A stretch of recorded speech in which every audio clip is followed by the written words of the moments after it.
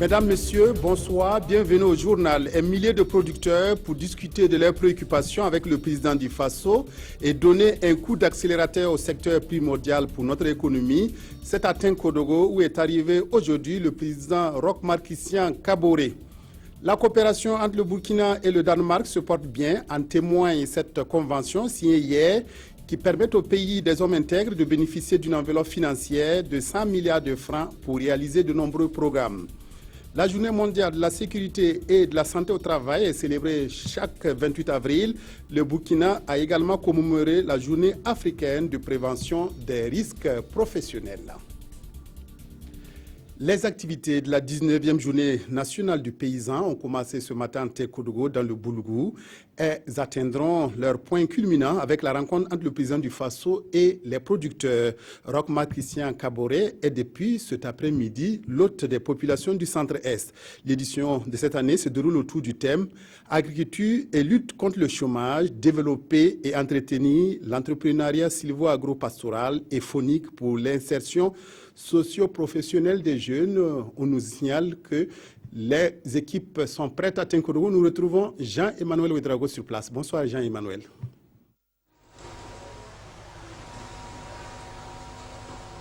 Bonsoir Godefroy Bazier, mesdames et messieurs, bonsoir. Tinkodogo, la ville de Tinkodogo, donc actuellement sous une très forte pluie. On peut dire que c'est de bonne augure car demain s'ouvre ici officiellement la 19e journée nationale du paysan. Cette année, ce sont 1000 producteurs venus des 45 provinces du Burkina qui vont donc discuter autour en du image thème Jean-Emmanuel Ouedraogo, nous allons reprendre l'antenne ici. Que la technique sera fin prête pour nous montrer donc ces reportages depuis Tinkodogo. Nous allons poursuivre cette édition pour dire qu'avant de prendre la route de Tinkodogo, le président du Faso s'était entretenu ce matin à Kosiam avec notre compatriote Brahima Sanou, directeur du bureau de développement des télécommunications à l'UIT. Les discussions ont tourné autour des possibilités de développer les TIC pour le Burkina. Reportage Jean Zongo, Lazare Pouya. Accompagné par le ministre du Développement de l'économie numérique et des postes, le directeur du bureau de développement des télécommunications de l'Union internationale des télécommunications est allé échanger avec le président du Faso sur les TIC pour le développement. Nous avons beaucoup parlé de TIC pour le développement. Comment utiliser les TIC dans la santé? Comment utiliser les TIC dans l'éducation? Comment utiliser les TIC dans l'agriculture? Comment utiliser les TIC dans le commerce? Et faire en sorte que tout le monde puisse profiter de l'économie numérique qui se dessine et qui est déjà là. Selon Brahima Sanou, un pays comme le nôtre est bien placé pour profiter des TIC. Le secteur des TIC, c'est un des secteurs où la matière de base, ce n'est plus une grande entreprise, ce n'est plus de grandes machines, c'est tout simplement l'esprit humain. Des projets sont en cours d'études en faveur du Burkina. Avec Madame le ministre, nous discutons de projets sur la e-éducation. Comment est-ce qu'on peut utiliser les TIC dans l'éducation? Le directeur du bureau de développement des télécommunications dit avoir eu une oreille attentive de la part du président du Faso. Le programme pays Burkina Faso-Danemark pourra être mis en œuvre grâce à l'aide financière que le Danemark met à la disposition du gouvernement burkinabé. Une enveloppe financière de 100 milliards de francs permettra de renforcer les droits humains et de réaliser des programmes en matière d'eau et assainissement. Il doit aussi contribuer à l'appui budgétaire et à la réforme des finances publiques. Ali Doubadini, Amandine Lalsaga. Le Royaume du Danemark met à la disposition du Burkina une enveloppe de plus de 100 milliards de francs CFA destinée à la mise en œuvre du programme pays Burkina Faso-Danemark.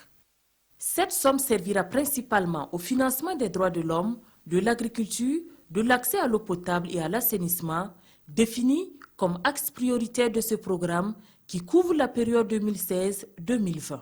We have been supporting Burkina Faso. Nous luttons contre la pauvreté, nous voulons créer un environnement meilleur pour l'amélioration des conditions de vie des populations et l'accord rentre dans le cadre de la période de transition pour soutenir le Burkina Faso pour l'enracinement de la démocratie. Une partie de l'enveloppe danoise va servir également d'appui budgétaire et au financement de la réforme des finances publiques. Nous sommes vraiment très reconnaissants de voir que le Danemark a décidé non seulement d'appuyer le Burkina Faso pour la période 2016-2020, qui est la période qui coïncide en fait avec la durée du plan national de développement économique et social. Je crois que c'est un soutien très fort et nous avons aussi espoir que cet appui et cette collaboration va se renforcer et c'est ce que le ministre des Affaires étrangères nous a dit. Pour Adizatou Rosine Koulibaly Sori, cette signature de convention témoigne de l'excellence des relations de coopération et d'amitié entre le Burkina Faso et le royaume de la princesse Mary. Une coopération vieille de plus de 40 ans. Hier à Korsimoré et Kamsé dans le San Matenga, aujourd'hui à Ouagadougou, au SEMA de Chifra, la princesse Mary du Danemark poursuit sa série de visites au Burkina. La marraine du Fonds des Nations Unies pour la population, l'UNFPA, s'est intéressée aux conditions de prise en charge des cas de fistules obstétricales et des mutilations génitales féminines. Le Fonds des Nations Unies assure la prise en charge de ces jeunes filles et femmes. Daouda Ouattara, Nyarkiteda, reportage. Marraine de l'UNFPA, le Fonds des Nations Unies pour la population, la visite de la princesse Mary du Danemark à Chifra révèle un double signe.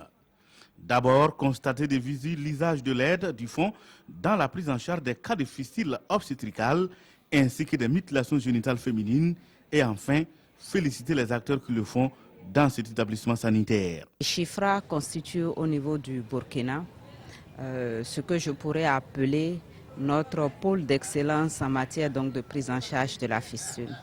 Chifra a été en mesure de prendre en charge plus de 30% de tous les cas de fistule qui ont été opérés au niveau du Burkina. Parce que lorsqu'on vient ici, on vient dans la souffrance, mais on repart avec le sourire. La princesse est ressortie elle aussi le sourire aux lèvres et promet rapporter l'expérience du Burkina à travers Chifra au reste du monde, d'où la satisfaction des acteurs. Déjà, le personnel qui est engagé pour la prise en charge de la fistule obstétricale est davantage galvanisé et encouragé. Et derrière tout ça, il y a un appui à travers l'UNFPA qui nous accompagne en matériel et en ressources pour que nous offrons des soins gratuitement à celles qui souffrent de la fistule obstétricale. Le partenariat entre Chifra et l'UNFPA date de 2012 et entre 2014 et 2015, plus de 300 cas de fistule ont été pris en charge dans ce centre de santé.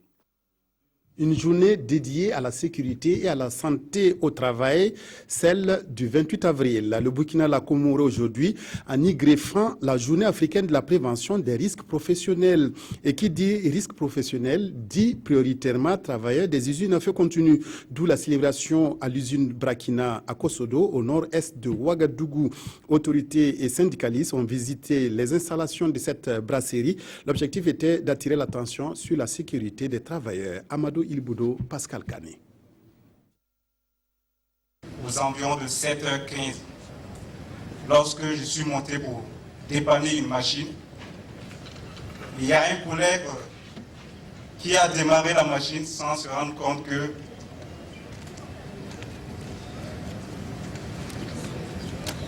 toujours sous le choc, William n'ira pas jusqu'au bout de son témoignage. Comme lui, environ 5000 travailleurs par jour sont victimes d'accidents de travail. Cette journée internationale de la sécurité et de la santé au travail est une consolation.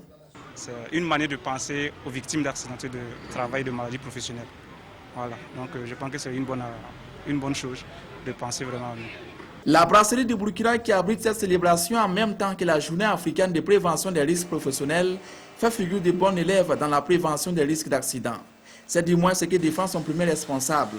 0,02% d'accidents ces 3 derniers mois.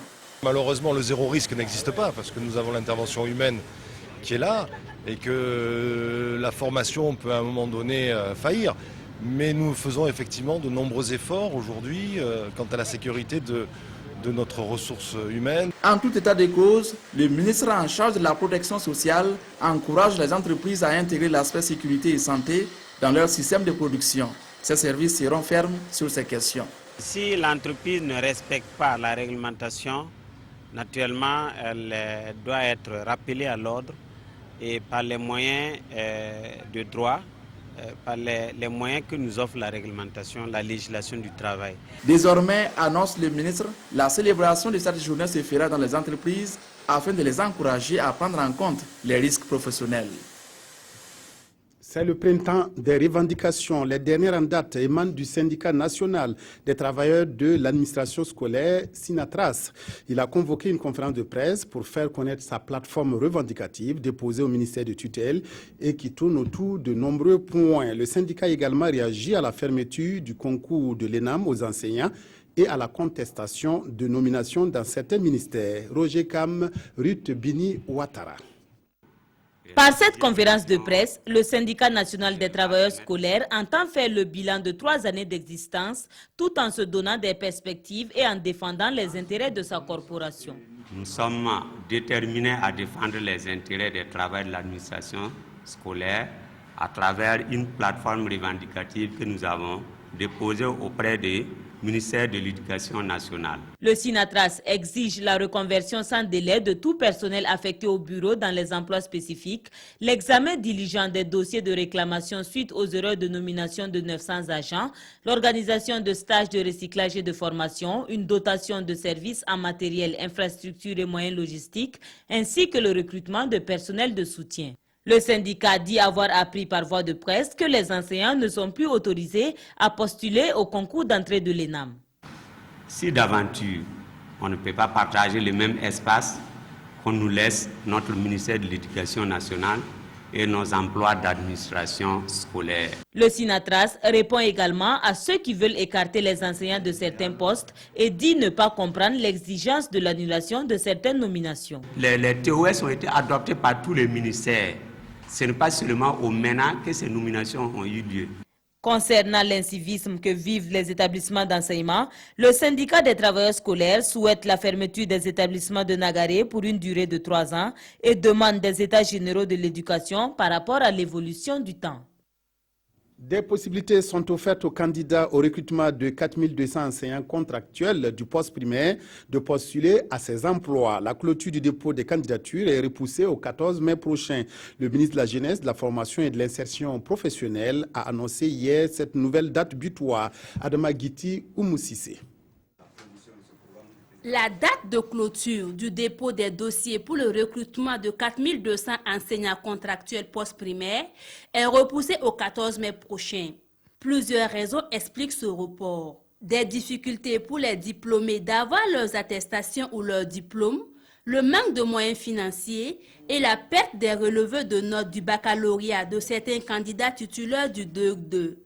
Et pour cette nouvelle date, des innovations sont apportées. La réception des dossiers de candidature des jeunes dans tous les chefs-lieux de région avec une précision de la province choisie pour enseigner.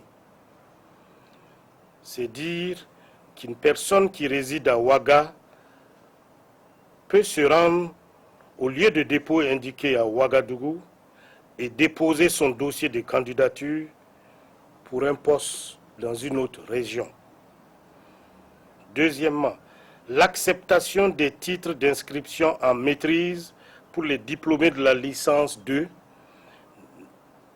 n'ayant pas encore leur attestation ou leur diplôme.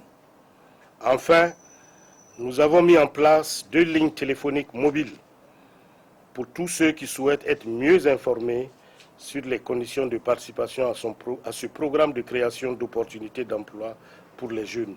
Les candidats retenus auront droit à une formation de 6 mois à l'École normale supérieure de l'Université de Koudougou et à l'Institut des sciences. Les futurs enseignants doivent se préparer à faire face à l'incivisme qui gangrène actuellement l'école burkinabé. On aurait pu croire que Nagaré dans la Tapoua servirait de leçon, mais non. À Ouayuguya, un élève de 5e du lycée Yadega a agressé son professeur.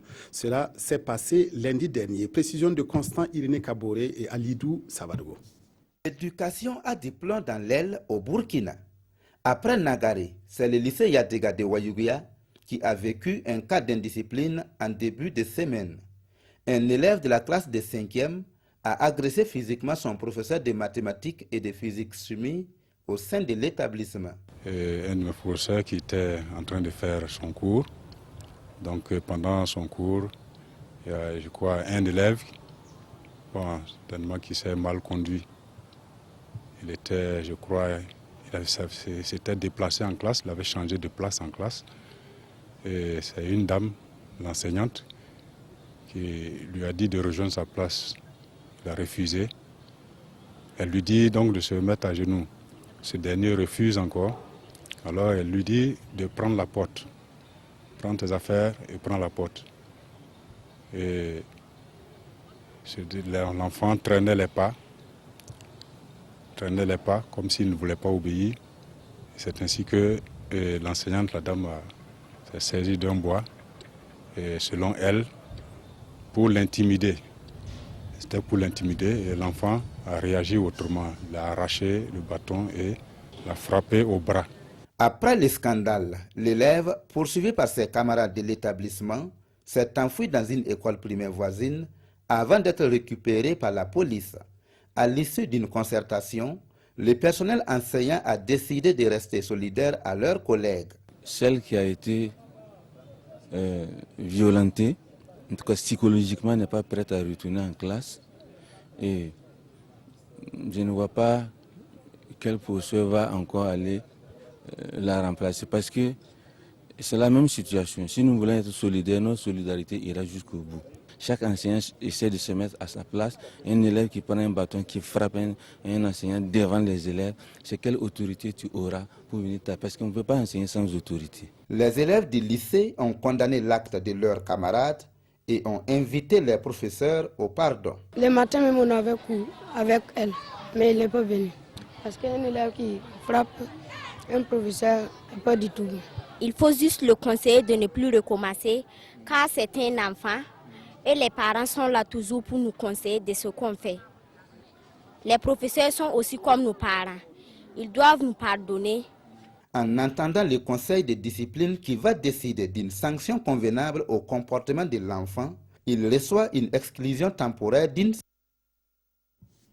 Voilà, nous allons retourner à Tenkodogo dans le Boulougou où les activités de la 19e journée nationale du paysan ont commencé ce matin. Et l'après-midi, on a noté l'arrivée du président du Faso, Roch Marc Christian Kaboré, Jean-Emmanuel Ouedraogo. Tout est fin prêt, on espère, pour que vous puissiez nous faire un compte-rendu des premières activités de cette JNP 19e édition.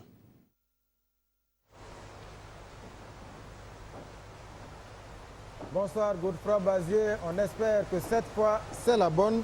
Mesdames et messieurs, bonsoir. Il faut dire que la ville de Tenkodogo est actuellement sous une très forte pluie. On peut dire également que c'est de bonne augure car c'est demain vendredi que s'ouvre ici la 19e journée nationale du paysan. Cette année, ce sont 1000 producteurs venus des 45 provinces du Burkina Faso qui se sont réunis autour du thème agriculture et lutte contre le chômage. Comme vous l'avez dit Godefroy, le président du Faso est arrivé cet après-midi même à Tenkodogo pour prendre part à cette grande messe du monde paysan burkinabé. Un voyage par la route ponctué d'escales au niveau de quelques localités. C'est un reportage que nous proposent Salifou Belem et Olopoda. Debout, ces populations de Moktedo attendent impatiemment le passage du président du Faso. Roch Marc Christian Kaboré doit passer d'un moment à l'autre pour Tenkodogo et pour ces populations, c'est un événement à ne pas rater. Moi ici pour le simple plaisir de voir le président, monsieur le président. C'est notre première fois de la rencontrer, donc voilà pourquoi nous voulons participer. Après plusieurs heures d'attente, voilà le cortège présidentiel. L'impatience fait place à l'enthousiasme.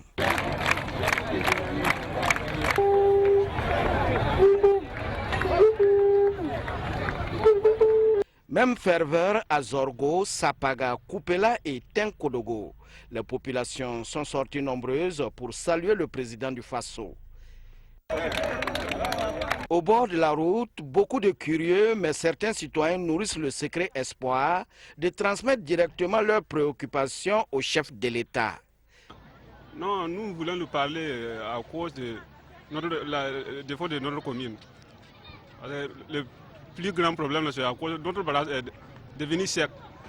Entre Kupela et Tenkodogo, la route est en chantier. Le président du Faso a marqué un arrêt pour encourager l'entreprise en charge des travaux.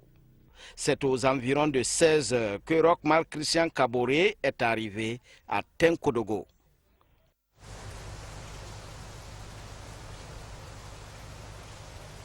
Et aussitôt après son arrivée ici à Tenkodogo, le président du Faso s'est rendu au Palais Royal. Roch-Marc Christian Kaboré s'est entretenu avec le nouveau roi de Tenkodogo, le Naba Djigampolé, compte rendu de Paul David Bambara et Yolande Lompo.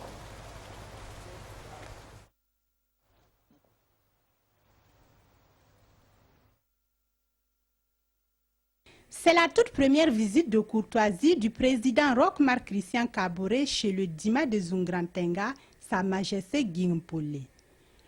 Intronisé le 11 mars dernier, le chef de Tenkodogo reçoit ici les félicitations des premières autorités du Burkina. Nous sommes heureux, très contents. Vous voyez la masse. Cette localité, c'est une localité de paix,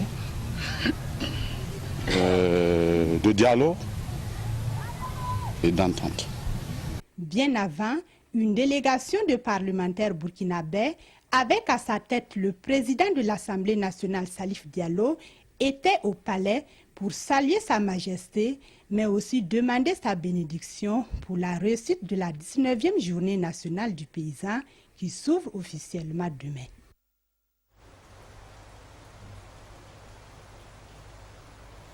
Voilà, et à la veille de l'ouverture officielle de cette 19e journée nationale du paysan, ici à Tenkodogo, la grande interrogation concerne bien sûr l'organisation. L'une de nos équipes est allée à la rencontre des organisateurs. C'est la veillée d'armes dans toutes les commissions, mais d'une manière générale, tout le monde se veut rassurant. Nongba Kouda et Mahamadou Ba pour le reportage. Face aux couleurs de la 19e édition de la Journée nationale du paysan, l'heure est ici au dernier réglage, à quelques heures de l'événement. Tout est fin prêt, rassure le comité d'organisation. Seuls les producteurs du Sahel manquent encore à l'appel. Dans toutes les commissions, tout se déroule très bien. Alors c'est seulement ce qui m'a été signalé, c'est au niveau de la commission transport, qui a un problème avec le car qui amène les producteurs de la région du Sahel. Et ça, le car est tombé en panne à peu près à 20 km de Dori. Et on a appelé justement le transporteur pour qu'il change le car pour permettre aux producteurs d'arriver. Plus de 1000 producteurs participent à ce rendez-vous du monde paysan. Un véritable défi sécuritaire à relever. Il y a pratiquement environ plus d'1 millier d'hommes qui sont déployés sur le terrain. Nous avons mis en place un certain nombre de sous-commissions. Nous pouvons citer entre autres la sous-commission intervention antiterroriste, la sous-commission secours public, la sous-commission sécurité publique générale. Et toutes ces commissions, donc sous-commissions, travaillent en synergie pour que nous puissions donc assurer vraiment le maximum de sécurité aux populations. L'une des attractions de la GNP est sans conteste la foire. 175 exposants sont annoncés à cette édition. Que ce soit dans les ressources animales, les produits agro-silvopastoraux, de façon générale, vous pourrez constater une gamme assez variée de produits de l'agriculture burkinabé. C'est un véritable potentiel qui est là et qu'on peut constater. Cette année encore, le point d'orgue de la Journée nationale du paysan, c'est le face-à-face entre les producteurs et le président du Faso. Il est prévu pour ce samedi 30 avril dans la matinée.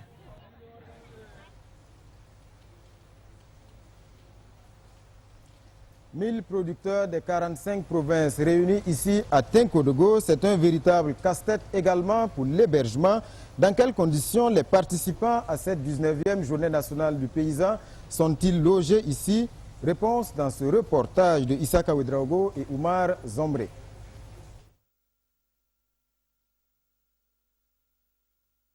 Une coupure de la liaison avec Tenkodogo. Nous espérons qu'au cours de cette édition, nous allons pouvoir une nouvelle fois entrer en contact avec notre équipe déployée au chef-lieu du Boulougou. Nous recevons sur ce plateau le procureur Arma Ouedraogo. Bonsoir, monsieur le procureur. Bonsoir. Alors, vous êtes là pour nous parler de ces annulations du mandat d'arrêt contre Guillaume Soro. Nous l'avons appris aujourd'hui. Tous les mandats d'arrêt émis ont été annulés pour vice de forme. L'avis du commissaire du gouvernement n'a pas été requis, pourtant prévu par l'article 130 du Code de procédure. Alors pourquoi, et en tout cas, ce mandat d'arrêt a été annulé? D'accord, merci. La Cour de cassation a pour rôle de veiller au contrôle de la légalité des décisions qui sont rendues. Chaque fois qu'une décision a été rendue par les juridictions de fond, c'est-à-dire les tribunaux et les cours d'appel, et que la loi n'a pas été bien interprétée, et la Cour de cassation a pour rôle justement de recadrer les choses et de montrer aux juges inférieurs comment est-ce qu'il fallait comprendre ce texte et puis comment fallait-il l'interpréter. Dans le cas qui nous intéresse, il y a des mandats d'arrêt qui avaient été émis contre un certain nombre de personnes. Alors que la loi dit, entre le juge d'instruction, qui est chargé du dossier, et puis le procureur, il y a un certain nombre d'échanges qui sont tenus d'entretenir parce qu'en fait, ils travaillent en tandem. La loi dit quand le juge veut décerner les mandats, vous savez, il y a des mandats d'arrêt, des mandats d'amener, des mandats de comparution, des mandats de dépôt. La loi dit quand le juge veut décerner des mandats, il demande le visa du procureur. Et plus loin, la loi dit, lorsque le juge veut demander spécialement un mandat d'arrêt, cette fois-ci, il demande l'avis du procureur. Voici, toute la nuance se situe à ce niveau. Dans le premier texte, on parle du visa, et dans le second, on parle d'avis. Un avis du procureur, c'est une réquisition. Alors, et la loi dit que avant d'émettre spécialement un mandat d'arrêt, pas les autres mandats, avant d'émettre un mandat d'arrêt, il faut demander les réquisitions du procureur, et autrement dit, vous n'êtes pas dans la normalité. Alors, c'est de cette situation qui a été créée effectivement au niveau du tribunal militaire entre le cabinet d'instruction et puis le commissaire du gouvernement, et ce conflit a été élevé quant à l'interprétation de ces deux textes jusqu'au niveau de la Cour de cassation. Et donc ce matin, la Cour de cassation a rendu la décision qui dit que, s'agissant d'un mandat d'arrêt, de tout mandat d'arrêt, il faut qu'il y ait les réquisitions du procureur au préalable. Donc, quand c'est comme ça, la conséquence est que la Cour annule tous les mandats qui ont été rendus parce que tous ces mandats sont affectés du même vice. Maintenant, il appartient au tribunal de voir à son niveau comment régulariser, parce que quand on dit qu'on annule... Est-ce que le juge d'instruction peut réintroduire ces mandats d'arrêt en respectant en tout cas la procédure normale? C'est ça l'idéal. En fait, c'est la conduite que la Cour de cassation donne au juge. Si vous rectifiez, cette fois-ci, vous demandez les réquisitions des choses, du procureur, le mandat prend son cours normal. Ça ne gêne pas du tout. Alors cela veut dire, M. Ouedraogo, que les mandats d'arrêt ne sont pas annulés pour toujours et qu'ils peuvent être relancés un autre jour? Non, un mandat d'arrêt, ça ne peut pas être annulé pour toujours. Ça dépend de si la circonstance pour laquelle le mandat avait été émis, tant que cette circonstance-là demeure, le mandat peut être renouvelé. Et nous sommes justement dans ce cas précis. Alors vous avez parlé de tous les mandats d'arrêt, même celui contre Guillaume Soro? Même celui contre Guillaume Soro, exactement, il a annulé pour le même vice de forme. Alors, et l'avis du commissaire du gouvernement qui n'a pas été, en tout cas, requis? Oui, comme je dis, quelquefois il y a une question de sémantique en droit, quelquefois c'est des subtilités, c'est comme dans des virgules quelquefois qui départagent les magistrats. Il y a ceux qui pensent que quand le procureur général a donné un visa, c'est comme s'il avait donné un avis, parce qu'il en a eu connaissance. Alors que il y a ceux qui disent que non, le visa, c'est une simple formalité. C'est comme si on prenait acte. On prend acte que le juge a décidé de faire tel acte, poser tel acte. Alors qu'un avis, c'est motivé. Et soit je suis d'accord pour qu'on lance les mandats d'arrêt, soit je ne suis pas d'accord. Et pourquoi je suis d'accord et pourquoi je ne suis pas d'accord, tout est bien spécifié. Donc voici la différence fondamentale. Alors ceux qui font l'amalgame me disent, bon, quand le procureur il a mis son visa, donc, alors que non, c'est la Cour de cassation a estimé que désormais, il faut être vigilant pour faire la différence entre un avis et puis un visa. Alors la Cour de cassation a été saisie par qui?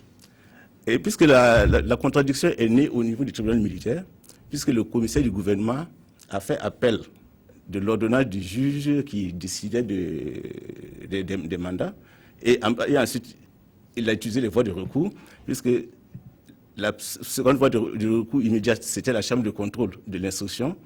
Et la chambre de contrôle de l'instruction a donné raison au juge. Et le commissaire du gouvernement a continué jusque devant la Cour de cassation, qui a cette fois-ci donné raison au commissaire du gouvernement. Voilà comment le problème a été judiciairement tranché, le problème juridique, pardon. Voilà, donc ce sont des précisions du procureur général, M. Armand Ouedraogo, par rapport à l'annulation des mandats d'arrêt émis dans le cadre donc, du coup d'État manqué de septembre 2015. Monsieur le procureur général, merci d'être venu ce soir sur ce plateau pour nous parler donc de cette annulation de tous les mandats d'arrêt émis donc, dans le cadre donc, de ce push manqué. Merci. Nous allons repartir pour l'actualité internationale en faisant un détour par Kinshasa, qui s'est fortement mobilisé aujourd'hui pour accueillir la dépouille mortelle du roi de la rumba Pampa Wemba, décédé dimanche dernier à Abidjan. Les Kinois ont attendu à l'aéroport donc l'arrivée de cette dépouille mortelle dans une ambiance de tristesse.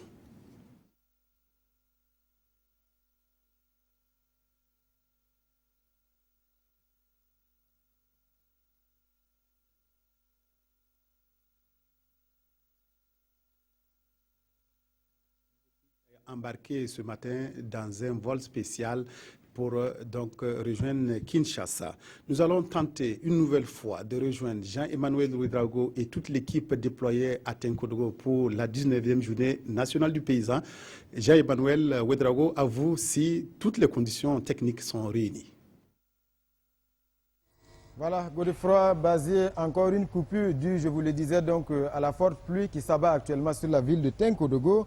Alors, 1000 producteurs des 45 provinces réunis ici pour cette 19e journée nationale du paysan. C'est un véritable casse-tête également pour l'hébergement. Alors, dans quelles conditions les participants à cette 19e JNP sont-ils logés? La réponse dans ce reportage de Issa Ouedraogo et Oumar Zombre. 14, c'est le nombre de sites d'hébergement destinés aux 1000 producteurs et 300 exposants attendus à cette 19e édition de la Journée nationale du paysan. La commission chargée de l'hébergement est à pied d'œuvre ici au lycée Rialais pour accueillir la délégation venue du plateau central. Le président de la commission rassure que toutes les dispositions sont déjà prises. Pour ces sites-là, pour qu'ils soient vraiment mieux en tout cas vivre au niveau pour les 2 jours, on va les doter des nattes. Un producteur va recevoir une natte, un gobelet, une cuillère, un seau pour se doucher et un plat pour pouvoir manger. Donc au niveau des sites d'hébergement, on a mis l'accent aussi sur l'eau. Donc il y aura de l'eau tout le temps pour que chacun se douche, pour qu'il puisse boire. Et voilà un peu les conditions qu'on essaie en tout cas en train d'organiser pour que vraiment ce soit une réussite. Bambara Angèle, venue depuis hier de Garango, tient un stand d'exposition à la foire. Elle est logée à quelques pâtés de son site d'exposition. Très bien, c'est bon. C'est bon, ça nous plaît beaucoup. Non, il n'y a pas de problème. On se sent à l'aise. Ce n'est pas le cas pour le groupe de Mme Tiendrebeogo. 30 minutes après leur arrivée, le groupe attend toujours le minimum. Nous sommes là, on n'a pas de natte, on n'a pas de lit, on n'a pas de matelas, on est obligé de poser nos pailles à terre pour nous reposer en attendant. Quelques instants plus tard, une nouvelle est annoncée au président de la commission nationale chargée de l'hébergement. Les matelas et nattes viennent d'arriver. Les camions sont là et n'attendent que d'être déchargés. Jusqu'à encore 15 heures, seuls les représentants de 3 des 13 régions ont pris possession de leurs quartiers généraux, les autres étant toujours en route pour Tenkodogo.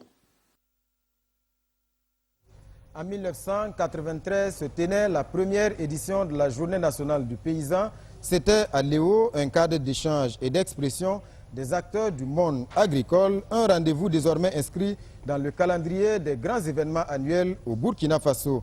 Mais pour quel résultat? 23 ans après, la question se pose. Suivez cette analyse que nous propose Ernest Kambiré.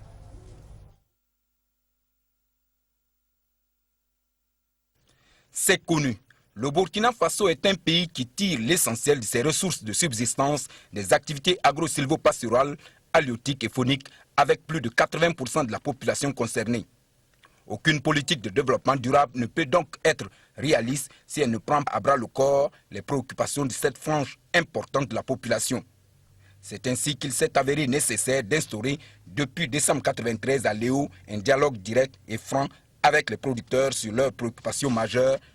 Objectif, proposer des pistes de solutions aux différentes contraintes des activités agro-silvopastorales, halieutiques et fauniques, rendre hommage à l'ensemble des acteurs du monde paysan qui travaillent inlassablement pour la prospérité du pays, construire une agriculture compétitive, inclusive et durable, capable de nourrir au mieux et durablement les populations en majorité rurale, une agriculture à même de tirer profit des avantages du commerce international, d'augmenter les revenus des populations et enfin de créer des emplois. Toute chose qui devrait nécessairement passer par une définition de bonne politique de développement agricole et une mise en œuvre réussie des différents projets et programmes de développement rural. D'où la nécessité pour les acteurs et les décideurs de travailler sur des axes comme l'accès à la terre, la communication sur les droits à l'alimentation et sur l'accès des producteurs aux intrants et autres matériels agricoles. Bref, l'atteinte d'un bon niveau d'autonomie alimentaire devrait aujourd'hui satisfaire à notre humble avis 4 critères essentiels. La politique agricole du pays, le foncier, le genre et la sécurité alimentaire comme droit le plus évident parce que tout commence par l'alimentation. La Journée nationale du paysan qui s'ouvre demain, la 19e édition, se veut un cadre annuel d'échange entre le président du Faso et les représentants des producteurs des 13 régions du Burkina où toutes ces questions majeures de développement méritent d'être posées sans complaisance, surtout que cette année, il sera question d'agriculture et de lutte contre le chômage, développer et soutenir l'entrepreneuriat agro-silvopastoral, halieutique et faunique pour l'insertion socio-économique des jeunes. Une première sous l'ère du président Roch-Marc Christian Kaboré, président du Faso. L'édition de 2016, ici à Tenkodogo, sera-t-elle celle de la rupture avec le passé sur le plan organisationnel de la GNP? Oui, nous osons le croire, le président du Faso l'a déjà annoncé. Roch-Marc Christian Kaboré souhaite que le format actuel de la GNP soit révisité pour que la manifestation cesse d'être une simple foire dédiée au monde paysan. Voilà, et pour plus d'informations, je reçois à présent le ministre de l'Agriculture et des Aménagements hydrauliques, M. Jacob Ouedraogo. Bonsoir, M. Ouedraogo. Bonsoir. Alors, la Journée nationale du paysan 2016 devrait marquer un tournant plutôt dans l'histoire de la manifestation.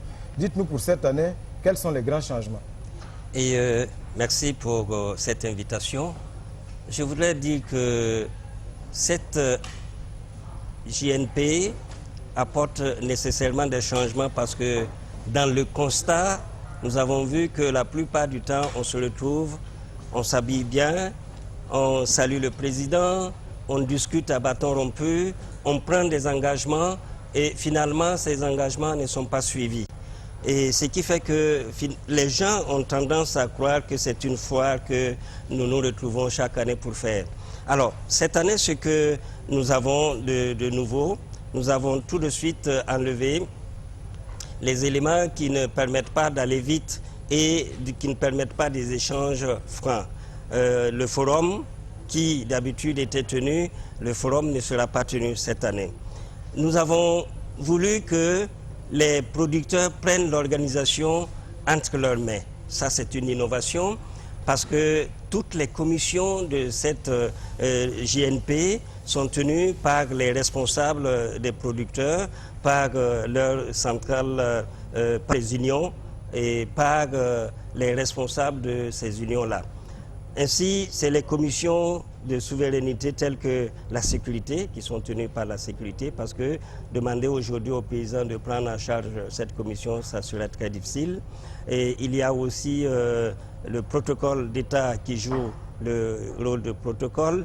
Il y a aussi le ministère de la Santé qui reste encore dans les grandes commissions. Sinon, ils sont appuyés par les différents producteurs. Le budget a également été revu à la baisse. Le budget qui était de 500 millions est ramené à 350 millions. Là aussi, c'est une innovation. Mais ce que nous avons de très nouveau, c'est que nous voulons que dans cette JNP, les commissions qui ont été mises en place ont fait le tour des 45 provinces. Donc au niveau régional, ils ont fait des forats.